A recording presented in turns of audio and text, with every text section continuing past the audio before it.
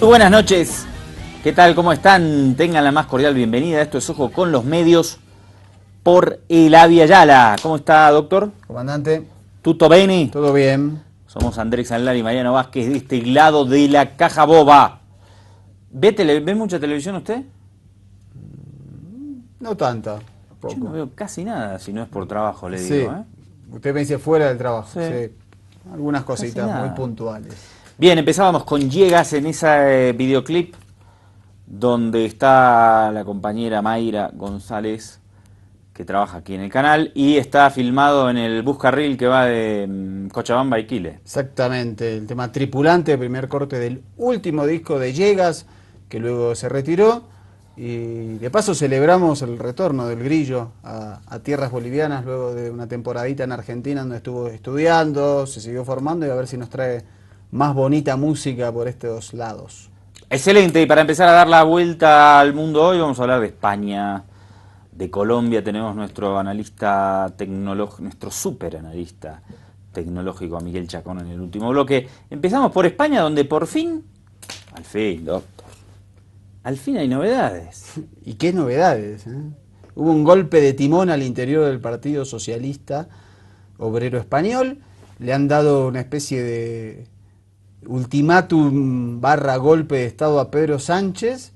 Esto a la cabeza de los varones del PSOE, encabezados por Felipe González, y algunos sectores muy duros, diría de derecha, de esa formación política en las zonas de Extremadura y Andalucía, que quieren son muy fuertes. cerrar un acuerdo de gobernabilidad de alguna manera, no está bien claro cómo, con el Partido Popular.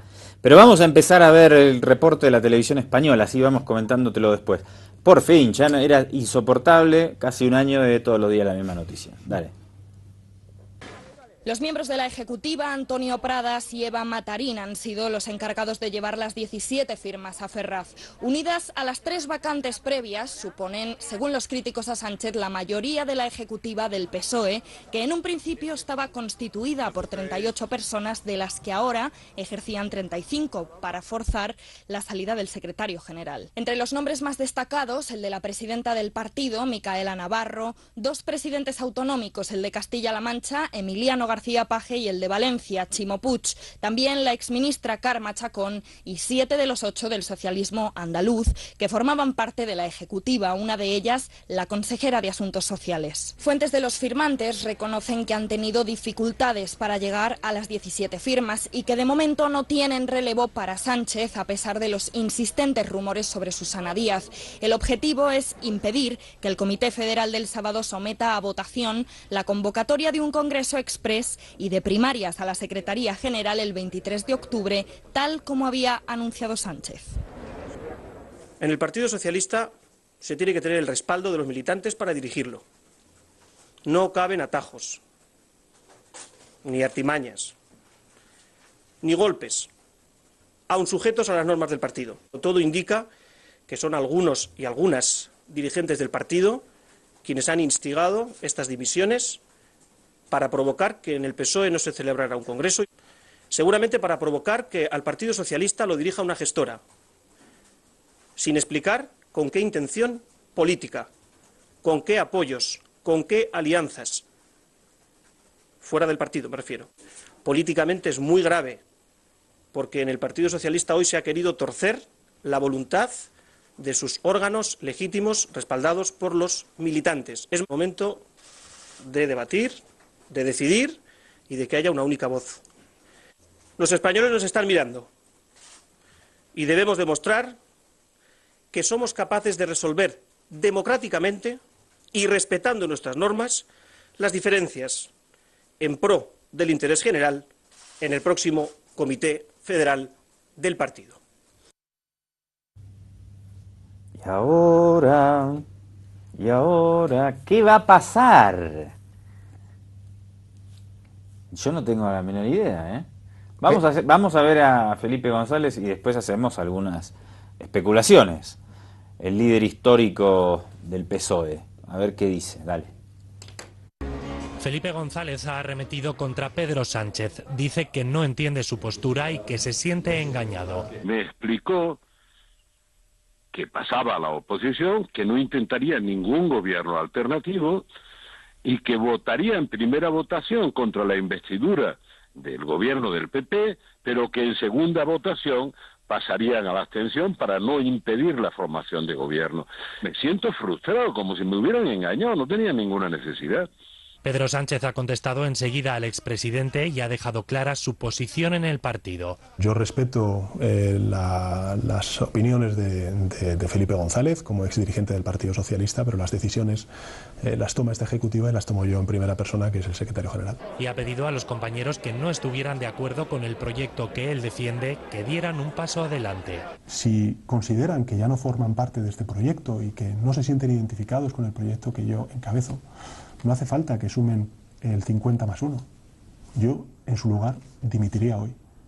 Pero no para hacer derrocar al secretario general del Partido Socialista, sino porque no comparto, sencillamente, su posición política. Frente al debate de si Pedro Sánchez debe dimitir o no, el expresidente lo tiene claro. Si el Comité Federal fija una posición, la que sea, abstención, no abstención, voto en contra o medio pensionista, esa posición mayoritaria la asume todo el mundo. Y si el secretario general no la quiere asumir, obviamente tiene que dimitir. Sánchez se justifica en que fue el Comité Federal de julio quien marcó la línea de actuación del partido y advierte de las consecuencias que a su juicio tendría cambiar de postura. Que el Partido Socialista, si se abstiene, lo que está haciendo es abrir la puerta a la legislatura del chantaje, a situar al Partido Socialista en una posición subalterna respecto al Partido Popular. Asegura que el lugar para exponer las diferentes posturas es en un congreso del partido. Bueno, tratemos de especular un poco qué es lo que puede suceder y explicar un tanto más a detalle toda esta situación. Había una división desde hace rato, no muy pública, pero quienes seguíamos las noticias podíamos evidenciarla, entre militantes del PSOE que querían cerrar un acuerdo contra el PP y la posición de Sánchez y seguramente varios de sus seguidores que eran de mantener una postura más de oposición. Y la militancia del PSOE también. Porque acá creo que lo más grave de este intento de destitución es que a sus órganos de conducción los elige la militancia mediante el voto. Está bien, pero ahí no hay y la decisión que se había tomado en el Comité Federal era no allanar el camino a un gobierno del Partido Popular, que forje sus alianzas, pero que el Partido Socialista no iba a permitir ni con su voto ni con su abstención la formación de del Partido Popular en el gobierno, que si el Partido Popular lo quería hacer, que lo haga con sus alianzas particulares o por sus propios medios. Pero Felipe González expresa otra cosa. Claro. Lo que pasó es que ante esta segunda votación y ante otra vez la posibilidad de que no haya gobierno y que el PSOE siga bajando, me parece que lo que vienen diciendo es asumamos este sector que podríamos decir la derecha del PSOE, asumamos que hemos sido derrotados, que aparte lo que pasó fue que hubo elecciones autonómicas en Galicia y en País Vasco y le fue muy mal al Partido Socialista, retrocedió en números de escaños en esas dos regiones. Entonces lo que dicen es reconstituyamos el partido y que gobierne el PP por los próximos 4 años y definamos una nueva estrategia. Esa es más o menos, resumidamente, la explicación del contexto. Ahora, las especulaciones sobre el qué puede pasar. Y yo creo que va a terminar cayendo Pedro Sánchez. Él dice que no se va a ir, que continuará como que si no le gusta que se vayan el resto. Hay que ver hasta dónde llega el boicot de estos sectores encabezados por Felipe González, por Susana Díaz, que es jefa del PSOE en Andalucía, y Andalucía, recordemos, es el sector más fuerte del PSOE. Se podría quebrar el bloque del PSOE también, o imponerse la línea de derecha, la más institucionalizada, y ahí que podría haber una nueva votación en la Cámara y, dominados por esos sectores y la abstención del PSOE, forma gobierno Mariano Rajoy. Pasa que sería un quiebre institucional dentro del PSOE muy grave. Y pero apuntan a eso. ¿O a lo que apuntan, porque la legislatura hay que formarla antes del 31 de octubre. Si no se forma gobierno, se disuelven las Cortes y hay que votar en diciembre. Lo que Sánchez convocó fue a un encuentro partidario para 2 semanas antes de esa fecha, para definir, digamos, nueva estrategia, incluso si hay que modificar cosas dentro del partido. Lo que están tratando es no llegar a esa instancia, a esa fecha de octubre, que es ahora, es en 20 días. Vamos a ver qué dicen las huestes de Pablo Iglesias, por favor. De golpe de régimen califica Podemos lo que ha ocurrido en el PSOE. Irene Montero considera que estamos a un paso más cerca de que gobierne el PP y de que, por tanto, dice, no avancen las políticas del cambio. Recuerda que Pedro Sánchez fue elegido por la militancia y, por tanto, asegura, estamos ante un fraude democrático. En las redes sociales ha reaccionado Pablo Iglesias, afirma tener diferencias con el líder del PSOE, pero califica de fraude el que pretendan hacer caer a un secretario general elegido por las bases. Hasta hace 2 días en esta sede tenían la esperanza de poder formar un gobierno en coalición con el PSOE y de momento acabamos de saber que Pablo Iglesias acaba de suspender el viaje que tenía previsto para Ecuador y a Colombia en previsión de estos últimos acontecimientos. Que a golpe de dimisiones se trate de quitar o de tumbar a un secretario general elegido por la militancia es un fraude democrático. Creemos que el hecho de que se hayan producido estas dimisiones inevitablemente nos lleva a una situación en la que estamos más cerca de un partido socialista que le tienda la mano al Partido Popular para gobernar. Yo le estaba diciendo a Mariano por qué no hicieron los sectores que siguen a Felipe González, por simplificarlo de alguna manera, por qué no hicieron un llamamiento a un nuevo congreso del partido para que sean las bases quienes digan, porque lo cierto es que hay un empantanamiento. Sí. Entonces, bueno, esta estrategia no nos funcionó, tal vez, a ver, discutamos si necesitamos una nueva. No, fueron por la vía destituyente, digamos. Exactamente. Y me parece que además un congreso, no sé si estos sectores encabezados por Felipe González les iría bien. Pero de eso se supone que se trata la democracia. Y yo no creo que quieran un nuevo congreso, quieren que dimita Pedro Sánchez, eso es lo que quieren. Es un sacudón a la política española, es un sacudón a un partido que históricamente desde la restauración democrática a fines de los 70 fue junto al PP quien ejerció todos estos años el poder. Justamente Felipe González fue el primer gobierno democrático, por decirlo de alguna manera, electo post-dictadura, y no pasaba esto desde que el PSOE se consolida como partido hegemónico tras la muerte de Franco, ¿no? Sí, en el 79 hubo una situación bastante parecida, sobre todo por el rumbo ideológico, y Felipe González logró, con su renuncia, forzar un cambio dentro del estatuto del Partido Socialista, lo recordamos.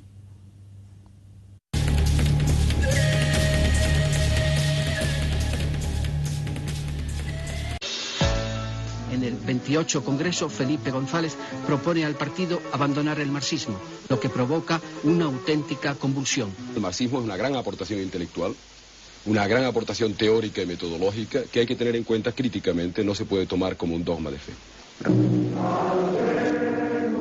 Es posible que no estuviera preparado, pero hasta las 11:30 del viernes no sonó la Internacional y hasta esa hora no apareció en la sala de plenos Felipe González.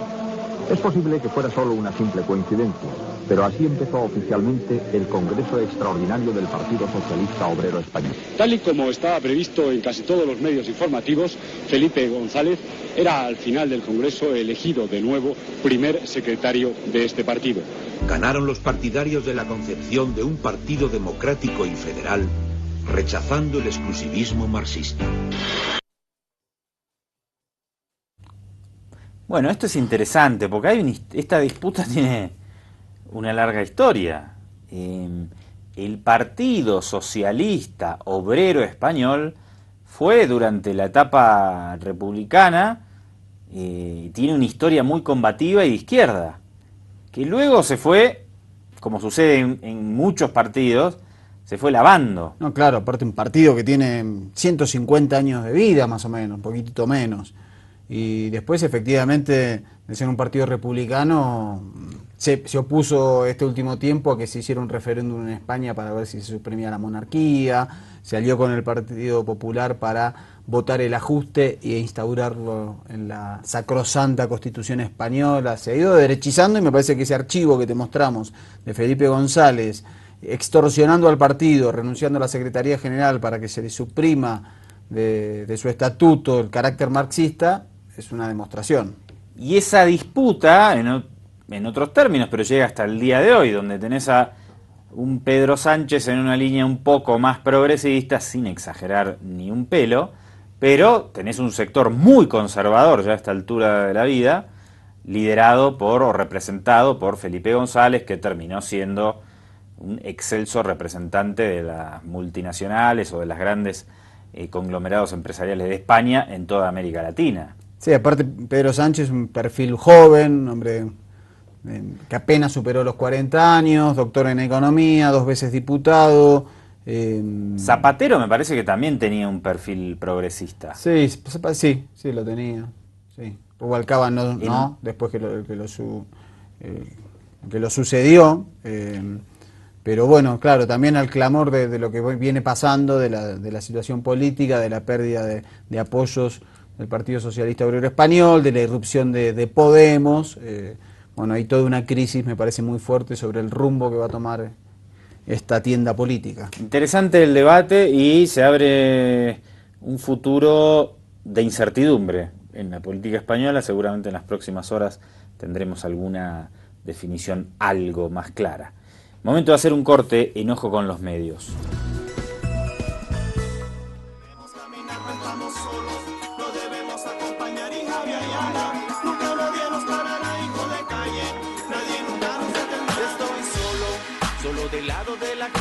Solos en el Avia Yala, somos millones en nuestra América. ¿Cuántos somos en el? Y como dice Gringolandis, nosotros decimos Avia Yala, en inglés se dice hemisferio occidental.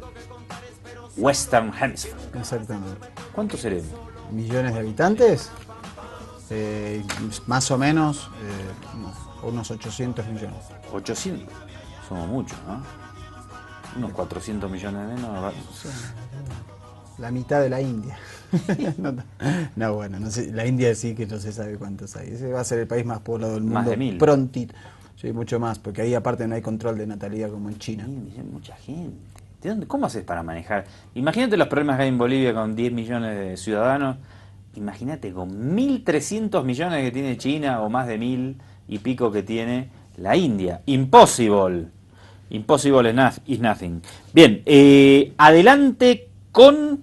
Mire lo que pasa cuando usted que vive en el campo o en alguna zona periurbana, pruebe de abrir un paraguas frente a una cabra. Mire lo que pasa.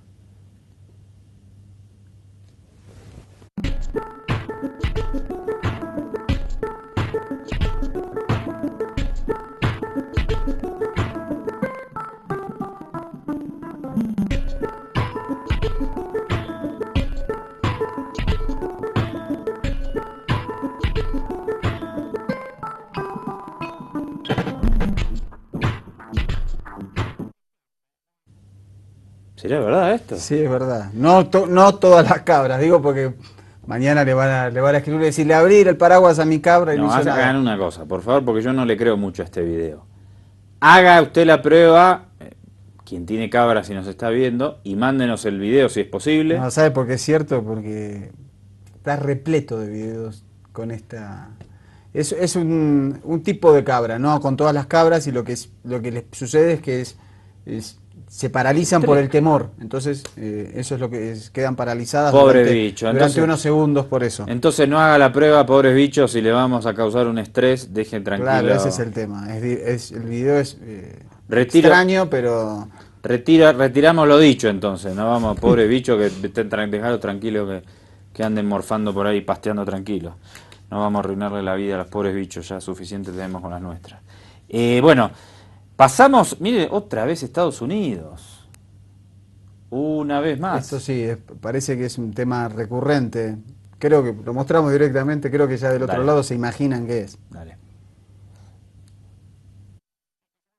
La policía sigue en el punto de mira en Estados Unidos, porque apenas una semana después de la muerte de 2 hombres negros ha vuelto a pasar, esta vez en El Cajón, California. 2 policías han matado a otro hombre negro desarmado disparándole al mismo tiempo con una pistola y un taser. La tensión racial no se apacigua, ya ha habido protestas en la escena del crimen.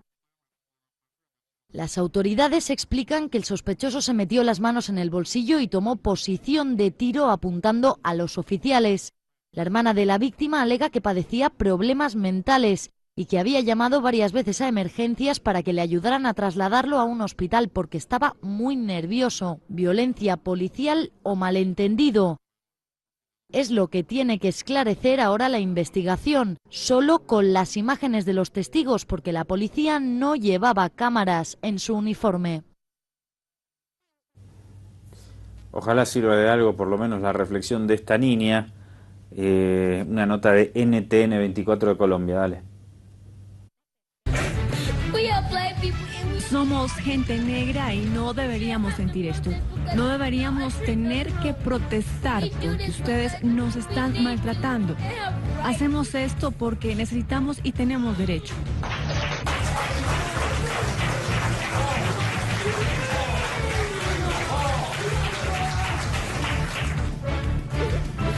Es una lástima que nuestros padres y madres sean asesinados y no podamos verlos de nuevo.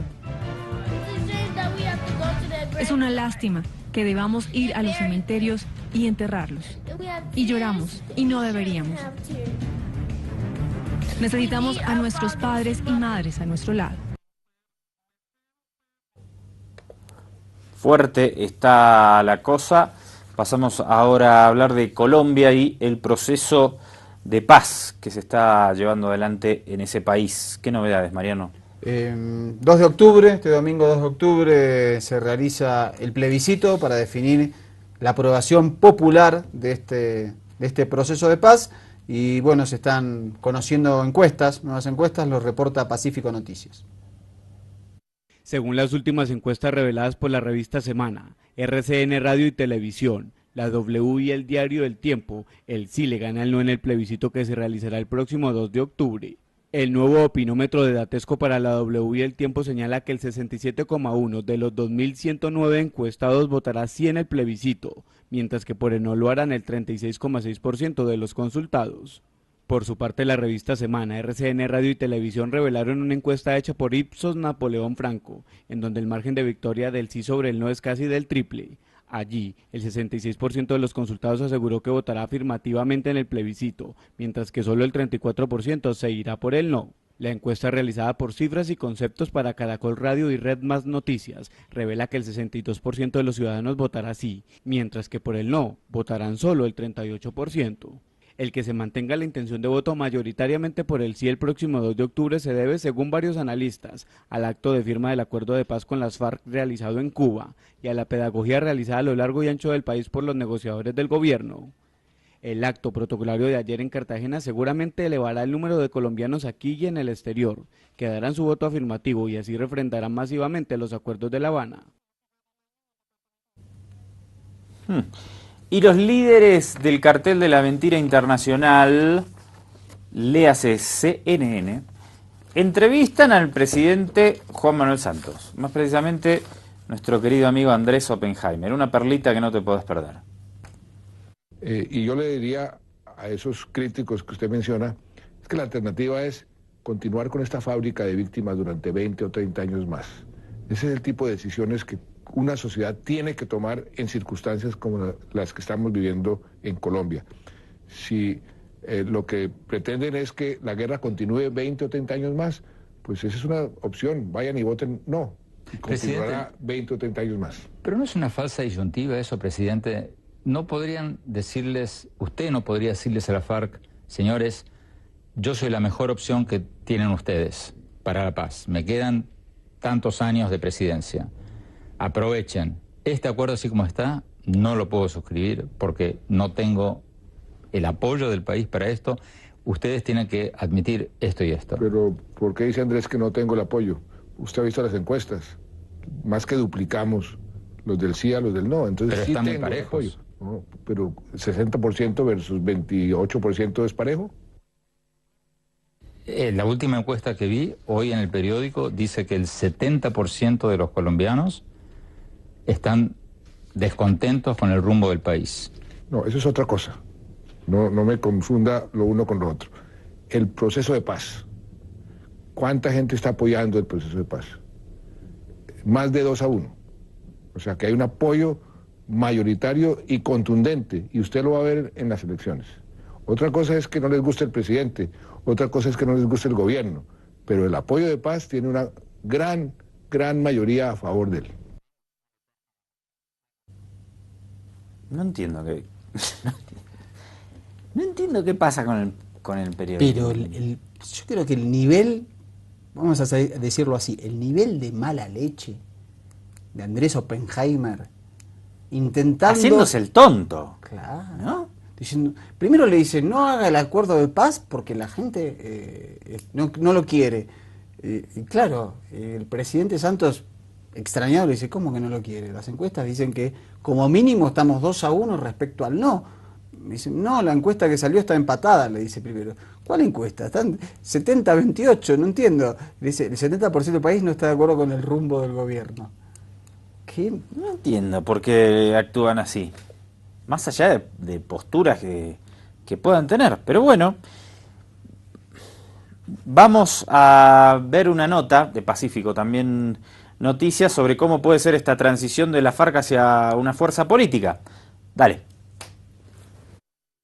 Concluida la 10ª Conferencia Nacional de las FARC-EP celebrada en los Llanos del Yarí el 23 de septiembre y firmado el acuerdo de paz entre la insurgencia y el gobierno nacional, se generan ahora expectativas respecto de una de las principales conclusiones de lo pactado: el paso de los alzados en armas a la creación de un partido político legal que convocaría a la conformación de un movimiento de amplio espectro. La ex senadora Piedad Córdoba se muestra desde ya dispuesta a participar en una gran alianza. Van a surgir de todos esos sectores. Totalmente, no creo que ahora haya posibilidad de hacer política sin alianzas. ¿Y cuál es la alianza? ¿Cuál es el sumum de la alianza? El sumum de la alianza es lograr una paz estable y duradera que además nos pone en la tarea de traer al Ejército de Liberación Nacional para que también lleguemos al mismo acuerdo. Consultamos al representante Alirio Uribe sobre las repercusiones del acuerdo de paz y la posibilidad de que él abra una verdadera apertura política en Colombia. Eso es lo que se espera, ¿no? Habrá que ver cómo evoluciona la situación, pero indudablemente una de las apuestas que tiene toda la izquierda es avanzar políticamente. Si ya no hay un actor armado como las FARC y ojalá mañana no haya un actor armado como el ELN, yo creo que ya no habría esa estigmatización hacia los partidos de izquierda que hacen que sus votaciones sean tan precarias en el país. Es posible que haya una reactivación de la participación política. Emiliano Lemos, integrante del medio alternativo Café Estéreo, con sede en Suecia, cree que lo acordado permitirá el regreso de muchos exiliados colombianos a la patria. Pienso que esta conclusión de la conferencia debe reproducirse en el exterior, que todos debemos estar nuevamente unidos por el bienestar de toda la Colombia nuestra.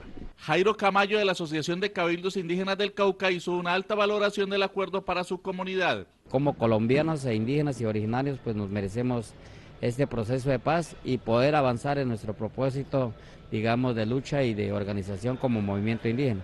Colombia ha ingresado en una nueva etapa de su historia con la firma del acuerdo de paz ayer en Cartagena y millones de personas esperan hoy que sea para que se abran nuevos caminos de justicia social y apertura democrática verdadera. Interesante, y momento de hacer un cortecillo aquí. Nos quedamos estupefactos con la actitud de Oppenheimer. Y una actitud, esto que se habla del periodismo militante, ¿no? Que parece que la militancia es solo vinculado a los medios contrahegemónicos, ¿no? Acá hay una militancia activa de Andrés Oppenheimer por el no. Como lo viene haciendo la CNN. La CNN tiene una postura en este caso que el responsable del conflicto interno en Colombia es únicamente de la FARC o de las fuerzas guerrilleras y omite arteramente el rol de los paramilitares y del propio Estado en el conflicto interno armado y en muchas de las víctimas que ha padecido este conflicto con la FARC de 52 años y casi todo el siglo en Colombia. ¿Será amigo de Amalia Pando? Que usted ya habrá visto en último round la situación de Amalia Pando en torno al caso de la ministra de Salud y el Tribunal de Ética Periodística. Por fin una que le ponen un poco los puntos, ¿no? el Tribunal de Ética Periodística dijo que tiene que rectificar la falsa información que vertió sobre la ministra de Salud. Bien, hacemos un cortecito, por favor.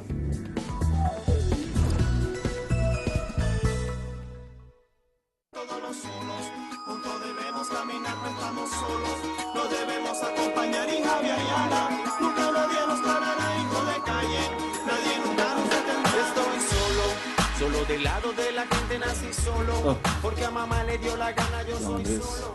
Don Mariano, Don Miguel, un gusto. Saludamos a Miguel Chacón, nuestro analista tecnológico, que suena re complicado, y no solo suena, es complicado. Desde que viene Miguel al programa, cada vez entiendo menos de tecnología.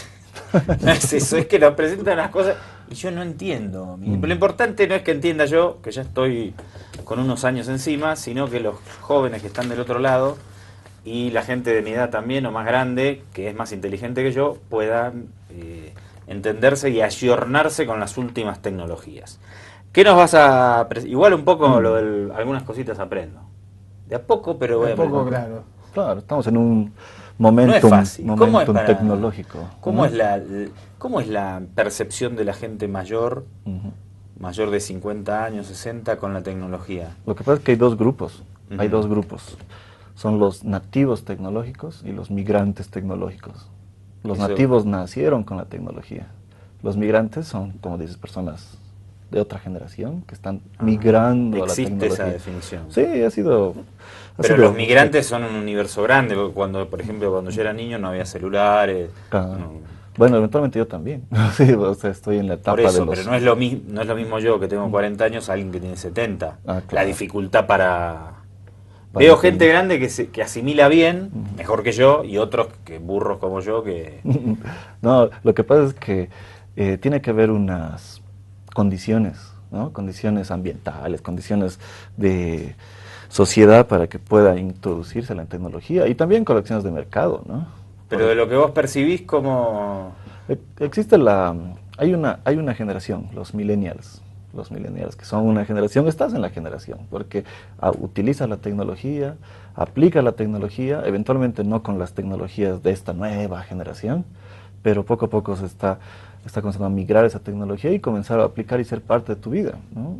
¿Vos cómo percibís esa realidad, Mariano? Porque hay gente, yo veo que hay gente que sí está interesada en absorber eso y otras que dicen, no quiero, no me interesa saber de...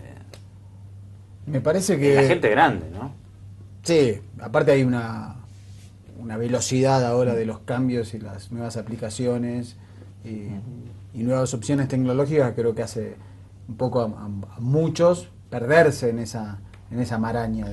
Creo que algunos están como muy obsesionados en tener todo el tiempo lo nuevo tecnológicamente, desde un celular hasta nuevas aplicaciones, y las tratan de utilizar todo el tiempo, y otros la utilizan de acuerdo a la necesidad. La necesidad creada.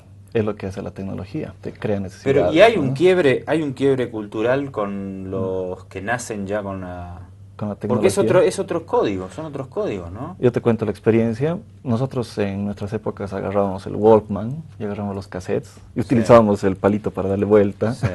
Ahora yo a mi hijo le pregunto, ¿sabes qué es esto? Un cassette. No, ¿cómo funciona? ¿Dónde se pone? O sea, la tecnología ha crecido exponencialmente, tanto. Pero a la vez de esa anécdota, ¿es otro código el niño que nace? O sea, ¿tiene otros códigos? No sé si un niño que nace con las tecnologías ahora va a leer. Tiene una característica más acelerada. Más acelerada. Porque va en el transcurso, ¿no?, del desarrollo tecnológico. Porque imagínate un niño, antes nosotros ver un touch era pues increíble. Ahora un niño ya es normal para un touch, jugar Pokémon a un niño. A mi hijito le encanta el Pokémon y ya maneja muy bien el celular, mejor que muchos de nosotros, ¿no? ¿Y pensás que tu hijo va a leer? O sea, ¿va a leer muchos libros o va a estar en otra? Porque estamos toda la vida ahora pasa por acá. Sí. Tal vez nosotros leemos porque nos criamos en otra sociedad, pero no sé si las que vienen en el futuro, ¿cómo será? Yo te comento que mi otro hijito, ya lee mi hijito, ¿no? Pero mi otro hijito ya está comenzando a leer con los programas de aplicaciones que empiezan de educativas, aplicaciones educativas, los ebooks, ya sabe hasta los nombres de los contactos. Como te digo, es un desarrollo aceleradísimo, ¿no? Pero creo que lo que produce también es leer menos, ¿no? Porque, digamos, este tipo de pantallas, de tecnologías, digamos, hace que la lectura tenga que ser sobre temas muy puntuales y mayor celeridad. No creo que nadie esté más de 15 minutos leyendo en un celular. Leyendo un libro, me refiero, ¿no? Leyendo un estudio, un ensayo o algo para su escuela. Sí, porque hay nuevas aplicaciones y dispositivos que emulan, ¿no?, la situación del libro. Es más, creo que han traspasado muchos libros a los Kindle, por ejemplo, de Amazon.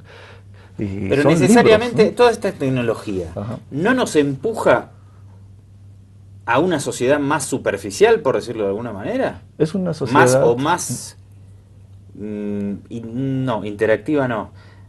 Sí, existe. Ahora hay un fenómeno que se llama el exceso de información. Sí. O sea, que estamos constantemente bombardeados por la información y hay un fenómeno y hay una cuestión que dice, tanta información que estás leyendo, tanta información que te está apareciendo, creas como una versión y haces las cosas superficialmente, ¿no? O sea, buscas cosas. ¿No queremos ese bombardeo? ¿Lo rechazamos o lo aceptamos? En cierta medida, el común trata de sobrellevarlo. Pero ya la especialización, tú imagínate que dentro de los medios de la información hay mucha información que está constantemente actualizándose y hay mucha especialización también en esa información. Tú sabes que con la apertura del Internet se han abierto muchas puertas al conocimiento, ¿no? Muchos libros, muchas bibliotecas ya están digitalizadas y globalizadas, es más accesible. Y también hay, por ejemplo, el WC3, ¿no? Habla de que todos tienen que tener acceso libre a la información. O sea, es un derecho de todos tener acceso libre a la información. Y hay información que es como patrimonio cultural que todos tienen derecho a acceder. ¿Y te parece que este acceso libre al Internet del que gozamos hasta ahora se va a mantener o te parece que con alguna excusa puede comenzar a ser regulado? No, porque, por ejemplo, había algunos programas para bajar música gratis y los sacan. De los Napster, ¿se acuerdan del Napster? Sí, el Spotify también. El Spotify, funciona el Spotify. No, pero lo quitaron. No, el Spotify no. Group Shark. El Group Shark. Ah, sí. Group Shark. Lo que pasa es que ahí entras. Que lo sacó el juez Griesa. Claro, ahí entras ya con la cuestión de derechos de autor y derechos de distribución, ¿no? Porque ten en cuenta que muchas empresas ganan de la distribución. Y ellos son los que empiezan a aplicar y Google en algún momento no dirá, vos estás buscando información acá dentro de mi espacio, te voy a empezar a cobrar, por ejemplo. No, básicamente, yo me acuerdo que en Google habían add-ons, o sea, plugins dentro de Google que te permitían bajar videos de YouTube desde el navegador. Hace un tiempo ya no funcionan, ¿no? O sea, por políticas de Google. Claro que hay métodos, ¿no? Y medios para hacer eso. Y Google no es el único. ¿Pero pensás que la humanidad va a seguir dentro de un acceso o de una navegación por Internet libre? ¿O va a haber alguna forma encubierta de censura, de regulación de contenidos? Lo que pasa es que ahora Esto es trascendental para la humanidad. Porque se han abierto muchos contenidos y hay comunidades que gestan contenidos, ¿no? Y hay comunidades que desarrollan contenidos libres. Y eso justo hace tiempo estamos conversando con un amigo sobre los datos abiertos, ¿no? Las instituciones tienen que mantener y proporcionar datos abiertos para que cualquier persona acceda a esos datos y los modifique, los utilice como vea conveniente, ¿no? Son los formatos CSV, son los formatos por ejemplo, Microsoft Office es un formato cerrado, pero hay LibreOffice, ¿no? Que es un formato abierto. Hay muchos programas que el software libre que comienza, como las comunidades comienzan a crecer para que no ser privativas. Y ten en cuenta también que Google y el Internet que vemos ahorita es así de chiquitito, porque en la realidad la red es gigante. Y también hablan la Deep Web, la web profunda. Y existe porque a lo mejor yo digo algo y estoy confundido, ¿existe un acceso democrático al Internet hoy día? Todo depende de los servidores y del acceso del país al servidor, ¿no? Por ejemplo, hablábamos de algunos países que tienen acceso restringido a algunas páginas, ¿no? Y las mismas páginas de Google, hay páginas de Argentina, yo me acuerdo, que dice solo se puede acceder si estás en Argentina. O sea, si tu IP, si tu Wi-Fi, DNS, etcétera, corresponde a la Argentina. ¿Y eso qué significa? ¿Que hay más libertad en Argentina o qué? Que están restringidos para Argentina, ¿no? O para Colombia, es un contenido exclusivo, puede ser un contenido publicitario. Contenido exclusivo. La televisión abierta argentina, por ejemplo, la televisión digital de Argentina, manda sus producciones por Internet, pero solo para Argentina. Cuando yo traté de entrar, me dijo, Tú no estás en Argentina y esto es solo para personas de Argentina, la atención digital, ¿no? Yo creo que en relación a la circulación de contenidos, más no creo que haya restricción, porque la lógica de Internet es justamente el acceso masivo. Me parece el peligro está en que ahora no se lo ve tan latente, es que grupos económicos muy poderosos intenten que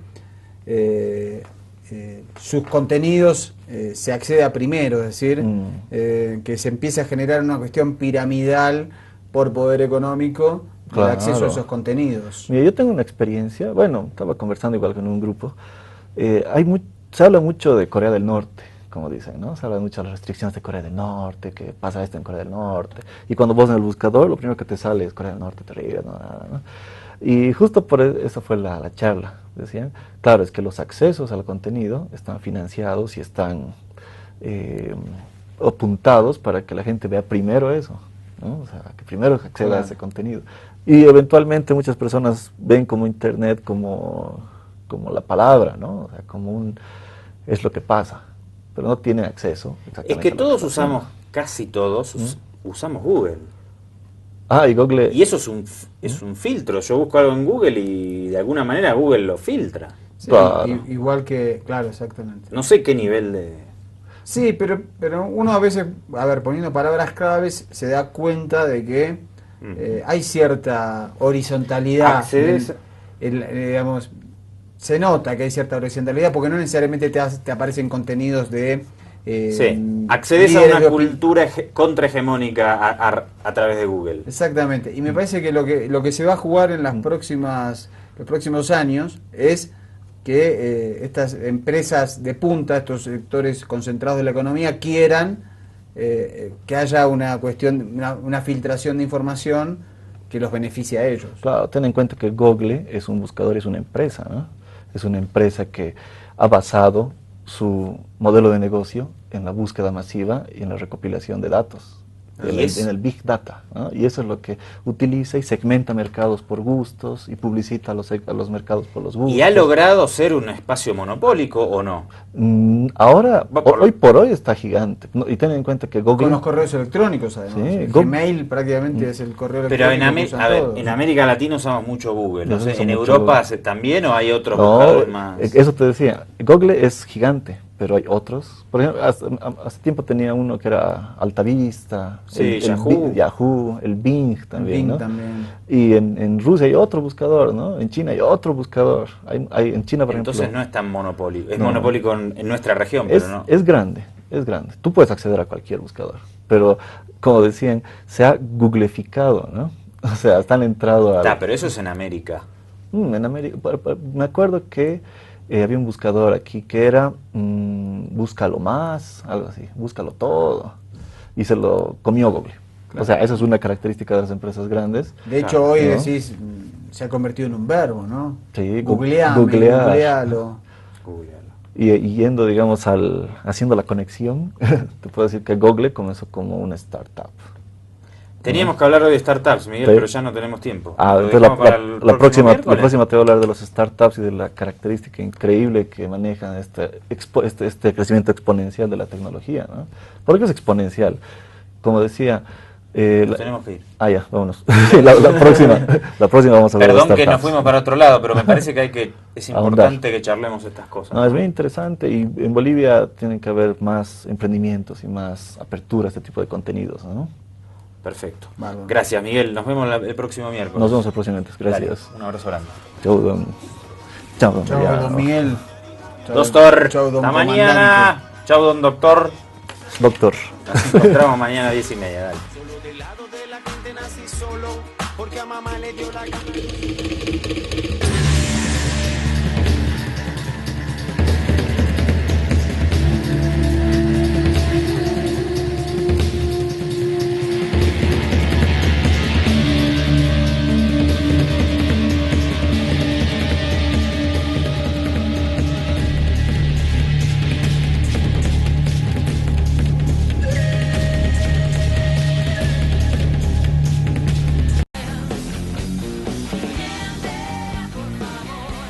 Muy buenas noches, ¿qué tal? ¿Cómo están? Tengan la más cordial bienvenida. Esto es Ojo con los Medios por Eladia Ayala. ¿Cómo está, doctor? Comandante.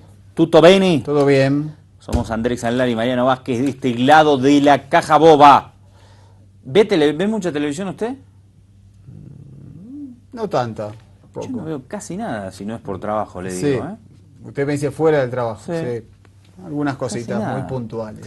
Bien, empezábamos con Llegas en ese videoclip donde está la compañera Mayra González, que trabaja aquí en el canal, y está filmado en el bus carril que va de Cochabamba a Iquile. Exactamente, el tema Tripulante, primer corte del último disco de Llegas, que luego se retiró, y de paso celebramos el retorno del Grillo a tierras bolivianas luego de una temporadita en Argentina donde estuvo estudiando, se siguió formando, y a ver si nos trae más bonita música por estos lados.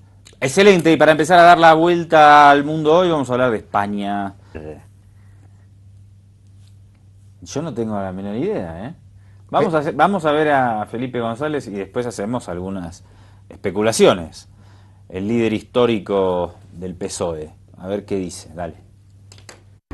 Felipe González ha arremetido contra Pedro Sánchez. Dice que no entiende su postura y que se siente engañado. Me explicó que pasaba a la oposición, que no intentaría ningún gobierno alternativo y que votaría en primera votación contra la investidura del gobierno del PP, pero que en segunda votación pasarían a la abstención para no impedir la formación de gobierno. Me siento frustrado, como si me hubieran engañado, no tenía ninguna necesidad. Pedro Sánchez ha contestado enseguida al expresidente y ha dejado clara su posición en el partido. Yo respeto las opiniones de Felipe González como exdirigente del Partido Socialista, pero las decisiones las toma esta ejecutiva y las tomo yo en primera persona, que es el secretario general. Y ha pedido a los compañeros que no estuvieran de acuerdo con el proyecto que él defiende que dieran un paso adelante. Según los críticos a Sánchez, la mayoría de la ejecutiva del PSOE, que en un principio estaba constituida por 38 personas, de las que ahora ejercían 35, para forzar la salida del secretario general. Entre los nombres más destacados, el de la presidenta del partido, Micaela Navarro, dos presidentes autonómicos, el de Castilla-La Mancha, Emiliano García Paje, y el de Valencia, Chimo Puig, también la exministra Carme Chacón y 7 de los 8 del socialismo andaluz, que formaban parte de la ejecutiva, una de ellas la consejera de Asuntos Sociales. Fuentes de los firmantes reconocen que han tenido dificultades para llegar a las 17 firmas y que de momento no tienen relevo para Sánchez a pesar de los insistentes rumores sobre Susana Díaz. El objetivo es impedir que el Comité Federal del sábado someta a votación la convocatoria de un Congreso Express y de primarias a la Secretaría General el 23 de octubre, tal como había anunciado Sánchez. En el Partido Socialista se tiene que tener el respaldo de los militantes para dirigirlo. No caben atajos, ni artimañas, ni golpes, aun sujetos a las normas del partido. Todo indica que son algunos y algunas dirigentes del partido quienes han instigado estas divisiones para provocar que en el PSOE no se celebrara un congreso, seguramente para provocar que al Partido Socialista lo dirija una gestora, sin explicar con qué intención política, con qué apoyos, con qué alianzas. Fuera del partido, me refiero. Políticamente es muy grave, porque en el Partido Socialista hoy se ha querido torcer la voluntad de sus órganos legítimos respaldados por los militantes. Es momento de debatir, de decidir y de que haya una única voz. Los españoles nos están mirando y debemos demostrar que somos capaces de resolver democráticamente y respetando nuestras normas las diferencias en pro del interés general en el próximo Comité Federal del partido. Y ahora, ¿qué va a pasar? De Colombia tenemos nuestro analista tecnológico, nuestro superanalista tecnológico, a Miguel Chacón, en el último bloque. Empezamos por España, donde por fin, al fin, doctor, al fin hay novedades. ¿Y qué novedades? Hubo un golpe de timón al interior del Partido Socialista Obrero Español. Le han dado una especie de ultimátum / golpe de Estado a Pedro Sánchez. Esto a la cabeza de los varones del PSOE, encabezados por Felipe González, y algunos sectores muy duros, diría de derecha, de esa formación política, en las zonas de Extremadura y Andalucía, que son quieren muy fuertes. cerrar un acuerdo de gobernabilidad de alguna manera, no está bien claro cómo, con el Partido Popular. Pero vamos a empezar a ver el reporte de la televisión española, así vamos comentándotelo después. Por fin, ya no, era insoportable, casi un año de todos los días la misma noticia. Dale. Los miembros de la Ejecutiva, Antonio Pradas y Eva Matarín, han sido los encargados de llevar las 17 firmas a Ferraz. Unidas a las 3 vacantes previas,